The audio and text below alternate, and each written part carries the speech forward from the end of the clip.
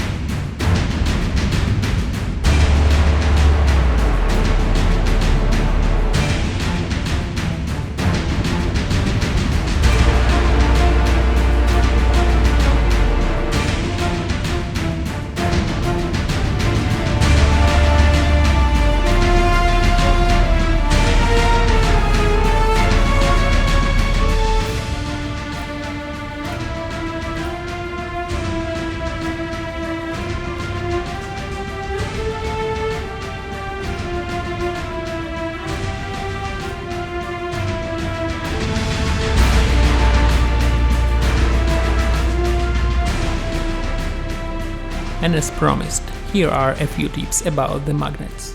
I used 2x5mm neodymium magnets and each has a holding power of about 0.32 kg. I sculpted the clay right around the magnets to shape the slots, but as you saw I pulled them out before baking. Never bake magnets, because high heat ruins them. I glued magnets back into those slots only after baking. Also make the holes a tiny bit wider during sculpting, because polymer clay can shrink a little in the oven, and you want the magnets to fit perfectly later.